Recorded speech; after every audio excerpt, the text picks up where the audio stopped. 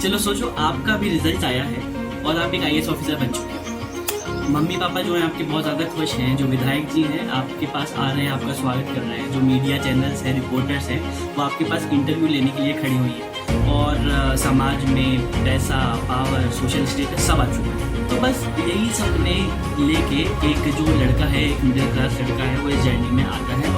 UPSC एक ऐसा अकेला एग्ज़ाम नहीं है, बल्कि ऐसे बहुत सारे एग्ज़ाम है, लेकिन जो मेनली है हम यूपीएससी को लेके बात करेंगे कि क्यों जो एक मिडिल क्लास लड़का है यूपीएससी की जो है प्रिपरेशन करता है 5-10 साल, लगभग 5 अटैम्प्ट 6 अटैम्प्ट दे के लास्ट में कैसे अपनी जान तक देने के लिए, सुसाइड करने के लिए, मतलब उसको छोटी सी बात लगती है कि चलो सुसाइड कर लेते हैं। तो ऐसा क्यों होता है, कुछ ना कुछ तो बात होगी पीछे।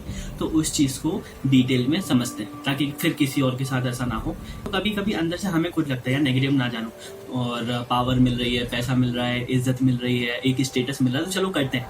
अच्छा तो है, क्या बुराई है। जो कोचिंग्स वाले हैं यूट्यूब शॉर्ट्स पे देख रहे हैं कि ये कलेक्टर आ रहा है, वो आईएएस आ रहा है, तो कितना मज़ा आ रहा है। तो एक्चुअल में होता क्या है उस चीज़ के बारे में बात करते हैं, राइट। ठीक है, तो बेसिकली इस वीडियो को हम 2 से 3 पार्ट में रखेंगे। पहला जो है मैंने आपको बता दिया इंट्रोडक्शन। तो हमारा जो पार्ट रहने वाले हैं कि मेन इशू क्या है जो एस्पिरेंट के द्वारा मतलब फेस किया जाता है। तो इशू एक्चुअल में है क्या, प्रॉब्लम क्या है। अच्छी खासी चल रही है ज़िंदगी, कर रहे हैं प्रिपरेशन, बन रहा है आईएएस ऑफिसर, तो एक्चुअल में प्रॉब्लम क्या है, इशू क्या है जिसके बारे में हम बात करना चाह रहे हैं। उसके बाद जो दूसरा है कि कोचिंग इंस्टीट्यूट और कह दो कि कोचिंग माफिया और जो हमारे गवर्नमेंट है उनका क्या रोल है इसमें, कुछ ना कुछ तो रोल होगा भाई। और उसके बाद फिर नहीं करना चाहिए क्या, या करना चाहिए। तो एस्पिरेंट्स के लिए क्या एडवाइस रहने वाली है या क्या सुझाव रहने वाला है, क्या सजेशन रहने वाला है, उसके बारे में बात करेंगे। फिर ख़त्म कर देंगे, कंक्लूजन दे देंगे एक दो, ठीक है भाई। हर साल लाखों लोग, पिछली बार कह लो कि 10 लाख, 11 लाख, 12 लाख, 13 लाख लोग प्रिपरेशन करते हैं हर साल। जैसे कि अगर 2023 की माने, 2023 का जो डेटा है उस समय 13 लाख लोगों ने करीबन फॉर्म भरा और उसमें से जो सिलेक्टेड लोग थे वो करीबन 1100 के आसपास थे। तो आप रेशो देख रहे हैं। और जो लास्ट में अगर आप सिलेक्शन देखेंगे तो अगर कैटेगरी वाइज आप देखेंगे इस चीज़ में कि अगर आप ओबीसी से हैं, आप जनरल से हैं, तो और कम होता है। और एक्चुअल में नीचे वाली पोस्टें जितनी भी हैं और जो एक्चुअल में जो एम करते हैं आईपीएस का, आईएफएस का, तो ये जो चीज़ें हैं इनमें अगर आप देखेंगे पोस्ट वाइज तो जो कट ऑफ है वो तो और भी बहुत ज़्यादा कम है। आप कह लें कि 50 पोस्ट, ओनली 50 पोस्ट उस 1000 में से भी, और वो लाखों लोग जो हैं इसकी प्रिपरेशन कर रहे हैं, तो इतना कम है। तो अगर आप ओवरऑल भी अगर सिलेक्शन रेशो देखेंगे तो 0.08, कोई बोलता है 0.01, निर्धारित नहीं, लेकिन 0.5% से भी कम है। 0.08 ले लो, ठीक है, तो कितना हुआ। तो इतना कम सिलेक्शन रेशो, और सीरियसली लोग इतने ज़्यादा पागल हैं इसके पीछे। क्यों पागल हैं, क्योंकि उनको पागल बनाया जाए। ये एग्ज़ाम जो है वो 3 स्टेज में होता है। जिसको नहीं पता है उसको मैं बता दूं, 3 स्टेज होती हैं। सबसे पहले होता है आपका प्रीलिम्स में भी 2 पेपर होते हैं, फिर इसके अंदर नहीं जाऊँगा। एक होता है प्रीलिम्स, उसके बाद प्रीलिम्स अगर आपने पार कर लिया, सेलेक्ट हो गए आप, तो आपको देना पड़ेगा मेंस, और अगर आपने मेंस दे दिया है तो आप उसके बाद देंगे इंटरव्यू, और इंटरव्यू जब देंगे तो आप बन पाएंगे आईएएस, आईएफएस और जितनी भी अदर कैटेगरीज है वो। लेकिन अगर इनमें से आप किसी एक में भी क्वालिफाई नहीं कर पाते हैं, आप एक में भी सिलेक्ट नहीं हो पाते हैं, तो आपको फिर से 0 से स्टार्ट करना पड़ेगा। समझ रहे हैं, मतलब 0 से स्टार्ट करना पड़ेगा। कुछ नहीं है आप कि आप को ये मिल जाएगा, वो नहीं, आप 0 से ही स्टार्ट करेंगे। तो क्या आप भी उस भीड़ का हिस्सा हो जो 5 से 10 साल तक मतलब इस एग्ज़ाम में लगा रहे हैं, हम प्रिपरेशन कर रहे हैं।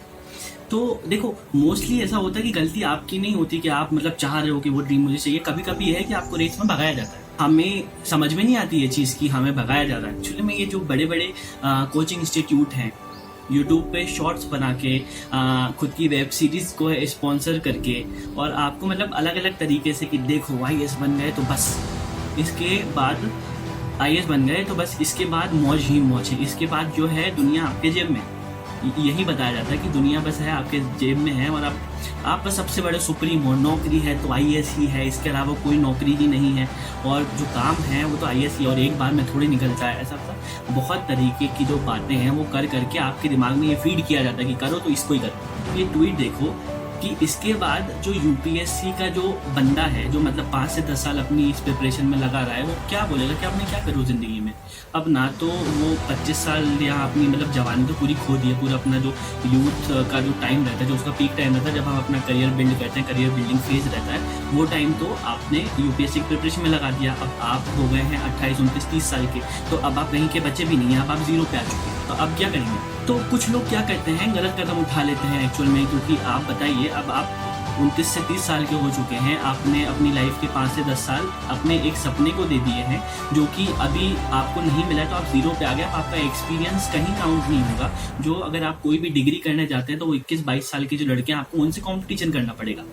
तो अब कुछ बच्चे जो हैं गलत कदम उठा लेते हैं, कुछ जो है वापस जाते हैं, अपनी स्टडी वापस परस्यू करते हैं, कुछ नई डिग्री करते हैं। तो यूपीएससी कोचिंग और गवर्नमेंट का क्या रोल रहता है इसमें? मेन चीज़ तो ऐसा होता क्यों है एक्चुअल में? तो इसलिए क्योंकि ये जो बड़ी बड़ी कोचिंग्स है ना, आपको झूठी उम्मीदें, झूठे वादे ये सब बेच रही हैं, ठीक है। जो टॉपर्स के यूट्यूब शॉर्ट्स रहते हैं, जो आप देखते हैं, web series sponsored by coaching institute, सब इसी का हिस्सा है। Central consumer protection authority CCPA, ये जो है देश का, अपनी कंट्री का सबसे बड़ा कंज्यूमर वॉचडॉग है। इसने क्या किया, 20 रेप्यूटेटेड बहुत बड़े जो कोचिंग इंस्टीट्यूशन है, उनको नोटिस सेंड किए और कईयों पे फाइन भी लगाए। क्यों लगाए? For misleading advertisement. हाँ, गलत एडवर्टाइज कर रहे थे, मिसलीड कर रहे थे। कुछ बोल रहे थे कि हमारे यहाँ से 300 बच्चे निकले, कुछ बोल रहे हैं हमारे यहाँ से 400 बच्चे निकले, और कुछ बोल रहे हैं कि हमारे यहाँ से 600 बच्चे निकले हैं। और जब टोटल कर रहे हैं, तो जो यूपीएससी ने की ऑफिशियल जो वैकेंसी है, जो रिलीज की है, उसकी पोस्ट से ही ज़्यादा हो जा रहा है। सीरियसली आप समझ रहे हैं, इस तरीके की जो इन्फॉर्मेशन है वो दूसरों को बता रहे हैं कि देखो ये बच्चा हमारे यहाँ से निकला, देखो ये बच्चा हमारे यहाँ से निकला। तो आप जो एक भोला भाला यूपीएससी एस्पिरेंट रहता है, जो मिडिल क्लास फैमिली से आता है, वो तो देख के यही सोचता है कि देखो बनना तो मुझे यही है, इस कोचिंग निकलवा दिया, इसमें चला जाता हूँ, ये लिख रहे हैं प्रीलिम्स गारंटी। तो जब ऐसी चीज़ें आपके सामने आ रही हैं, तो आप मजबूर हो जाए। तो भाई आप अपने सपनों के तले हो, आपको जो दिखाए गए हैं। कभी मोस्ट ऑफ दी सिचुएशंस में ऐसा होता है कि बंदा चाहता भी नहीं कि वो प्रिपरेशन करे अपनी मम्मी के लिए, पापा के लिए, दादा के लिए, दादी के लिए। कभी कोई सोशल प्रेशर आ गया, कुछ करने का कोई ऑप्शन नहीं, क्या कहता हूँ यूपीएससी की तैयारी करने का। तो इस तरीके से चला जाता है। और फिर जब कोचिंग्स ऐसा करती हैं, ऐसा एडवर्टीजमेंट करती है, फॉल्स एडवर्टीजमेंट करती हैं, तो बेसिकली सारी ये चीज़ें जो है इंसान चला जाता है वहाँ पे, ठीक है अब यही करता हूँ। तो अगर बच्चा बाहर भी आना चाहता है तो नहीं आ पाता। क्यों? क्योंकि ये जो कोचिंग इंस्टीट्यूट है, अलग अलग तरीके से आपको मैनिपुलेट करेंगे, दिमाग से खेलेंगे। कैसे? एक बार में कहाँ ही होता है, 1-2 बार तो लगता है ना। एक बार में हो गया तो सभी नहीं बन गए होते, तो एक बार में कहाँ होता है। रुको थोड़ा। क्यों? क्योंकि आप क्लाइंट हो और ये बिजनेस है ऑफकोर्स, तो क्लाइंट लाएंगे तभी तो बिजनेस चलेगा। तो ऐसा होता है। जिनका प्रीलिम्स निकल गया उनको मेंस की आंसर राइटिंग फ्री, और ना जाने क्या क्या चीज़ें फ्री। जिनका मेंस निकल गया उनको इंटरव्यू मॉक टेस्ट फ्री। ऐसा क्यों? मतलब फ्री में दे रहे हैं तो कुछ तो होगा ना यार। सीरियसली एक कॉमन सेंस की भी बात होती है कि आपको कोई फ्री में क्यों दे रहा है। क्यों? क्योंकि किसी का तो होगा। इन बच्चे जो आ रहे हैं प्रीलिम्स में आ रहे हैं, तो इसमें से कोई तो समझदार होगा जो मेंस में पहुंचेगा, और कोई मेंस में पहुंच गया, इन सब के ऊपर पैसा लगाएंगे थोड़ा सा, तो इनमें से कोई एक तो होगा जो सिलेक्ट होगा, इंटरव्यू में जाएगा, तो इनसे कोचिंग का नाम चल जाएगा। तो बेसिकली हम ये चीज़ पे ध्यान नहीं देते, बोलते अरे कोचिंग है, फ्री में दे रही है हमें, हम करते प्रैक्टिस। और आप ये बताइए कितनी बार ऐसा होता है कि जिन टीचरों को देख के हम जाते हैं यूट्यूब पे कि ये पढ़ाता है वो पढ़ाता है, वो कितनी बार पढ़ाता है। मे बी कभी कभी ये होता है कि पूरे साल में एक बार दिखता है वो क्लास में। जब सिलेक्शन रेशियो 0.08% का है, तो बाकी तो भी तो कहीं से पढ़े होंगे, उनने भी तो कोई ना कोई कोचिंग ली होगी, इन्हीं से पढ़े होंगे कुछ ना कुछ, तो इनका क्यों नहीं बताते हैं। और भैया इनका जब आप नहीं बताते हो, लेकिन जो हाईलाइट है वो एक्चुअल में सिर्फ टॉपर्स को करेंगे, और वो जो टॉपर्स है वो एक जगह नहीं और 4 जगह पे हाईलाइट हो रहा होगा, और समझ में भी नहीं आएगा आपको कि एक्चुअल में बना कहाँ से है। और कभी कभी टॉपर्स को खुद नहीं पता होता कि मेरी फोटोज कहाँ चली गई, और कुछ भी बहुत सारी चीज़ें होती हैं, आपको समझदार है। तो 4 जगह ऐसे हाईलाइट्स हो रहे हैं टॉपर्स, तो वो जो टॉपर्स है और 4 जगह हाईलाइट होगा, और इनको देख के क्या होगा, आप और हम जैसे बहुत सारे जो बच्चे हैं वो देख के एडमिशन लेंगे कि मुझे भी बनना है टॉपर तो बनना है ना, सपना तो है हमारा, यूपीएससी में जाएंगे, बड़ी गाड़ी मिलेगी, हर चीज़। तो हर चीज़ का हर किसी का यह सपना नहीं होता है। ये चीज़ समझ रहे हो ना, इस चीज़ को सोच के नहीं जाते हैं। बट जो जेन्युइन स्टूडेंट रहते हैं, जो आर्थिक स्थिति से जो फाइनेंशियली कमज़ोर है, वीक है, मिडिल क्लास से आ रहे हैं, वो फंस जाते हैं ना। तो इसमें गवर्नमेंट का रोल क्या है ये देखते हैं, ठीक है। तो गवर्नमेंट खुद चाहती है कि भाई बच्चे प्रिपरेशन करें, क्योंकि 5 साल 10 साल कोई बच्चा प्रिपरेशन करेगा। अब उससे हम पूछेंगे आप बेरोजगार हो, वो बोलेगा नहीं। आप बोलोगे आपको नौकरी चाहिए, बोलेगा नहीं क्योंकि मैं तो कर रहा हूँ प्रिपरेशन। तो ना वो अपने आप को बेरोजगार मानेगा और ना वो नौकरी मांगेगा। अगर ये नौकरी मांगेगा तो लोड किस पे पड़ेगा? गवर्नमेंट पे पड़ेगा ना। तो अब गवर्नमेंट पे लोड पड़ेगा तो मेहनत तो गवर्नमेंट को ही करनी पड़ेगी, जाहिर सी बात। तो ये बच्चे अगर प्रिपरेशन फेज में अटके हुए हैं तो अटके रहने दो।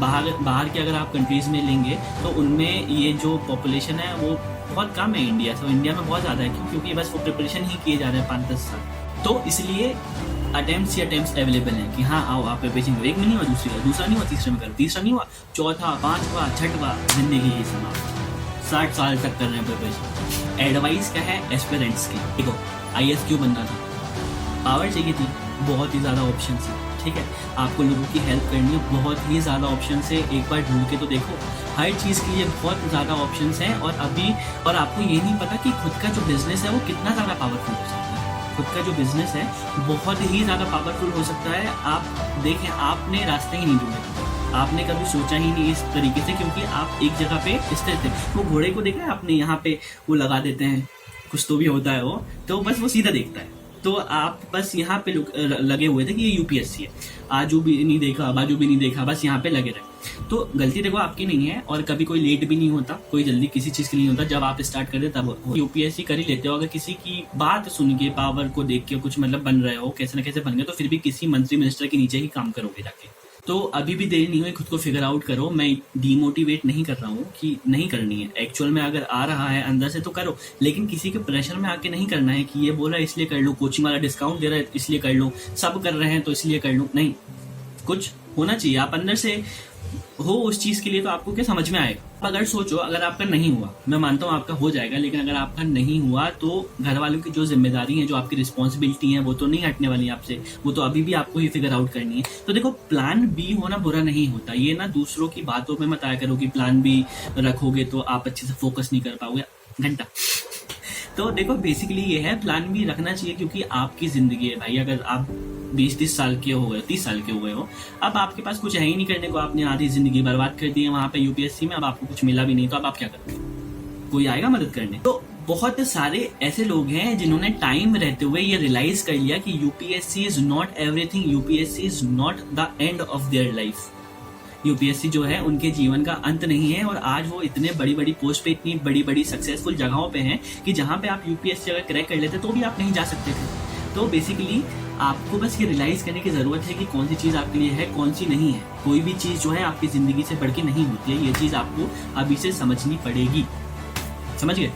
मैं ये बोलूँगा कि किसी के बोलने पे नहीं आना है, किसी के बोलने पे नहीं करना है। अगर अंदर से आ रहा है, बचपन से आ रहा है, सपना ही है कि बिल्कुल करना है, बना हूँ तो मैं इसी के लिए बनाऊँ, तो करो, ज़बरदस्त करो। 1 अटेम्प्ट दो, 2 अटेम्प्ट दो, 3 अटेम्प्ट दे दो, लेकिन इससे ज़्यादा नहीं। इससे ज़्यादा क्या आप मतलब समझ रहे हो कि ज़िंदगी में आए हो पेपर लिखने? नहीं ना। इससे ज़्यादा के अटेम्प्ट मत दो, अपनी जवानी इसमें बर्बाद मत करो। सीधी सी बात यह है, क्योंकि लोग लगे रहते हैं, भूल जाते हैं कि उनके पीछे उनका परिवार भी बैठा है, उनको वो चीज़ करनी है, उनको जिम्मेदारी को निभाना है, उनको रिस्पॉन्सिबिलिटीज़ निभानी है, घर वालों को संभालना है। तो ये चीज़ भूल जाते हैं हम, और लास्ट में कुछ नहीं आता। मेन बात यह है, बहुत सारे ऐसे लोग हैं जो दिल्ली के मुखर्जी नगर में जो शॉप ओनर्स हैं, वो पहले कभी एस्पिरेंट्स हुआ करते हैं। आपके कंधों पे जिम्मेदारियां हैं। Be mindful while choosing. अपने दिमाग से सोचें कि ये नहीं हुआ तो फिर क्या करूँगा। ऐसी कोई चीज़ अच्छी या कोई चीज़ बुरी नहीं होती। इट जस्ट लाइक कि आपके लिए वह बनी है या नहीं बनी, सीधी सी बात है। क्योंकि आज को कर लोगे, करते रहे, 5 साल कर लो, 10 साल आते, 20 साल कर लो, लेकिन उसके बाद कौन पालेगा अगर नहीं भी हुआ तो। क्योंकि अगर होना होता है 1 बार में आ जाता है, 2 बार में आ जाता है, भाई 3 बार में भी आ जाता है, बट अपनी ज़िंदगी उसमें से झोंकने का कोई मतलब नहीं होता। समझ रहे हो ना? तो लेट नहीं हुआ है ना। अगर आप इसमें जा रहे हो तो दोनों साइड को लेके जाओ कि क्या क्या प्रॉब्लम्स आती है, क्या क्या आपको सिचुएशंस फेस करनी पड़ेंगी।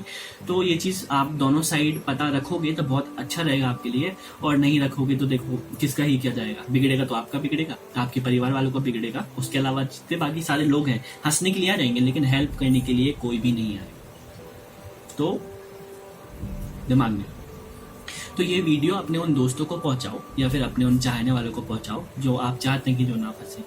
Be mindful, be aware of all of this situations. आप मुझे कमेंट कर दीजिए कि नेक्स्ट वीडियो जो है मैं किस टॉपिक पर बनाऊं, और अपना ख्याल रखें, अपने घर वालों का ख्याल रखें, और दूसरों के दिमाग से खेलें, दूसरों को दिमाग से ना खेलने दें। बात खत्म, पैसा हजम। बाय।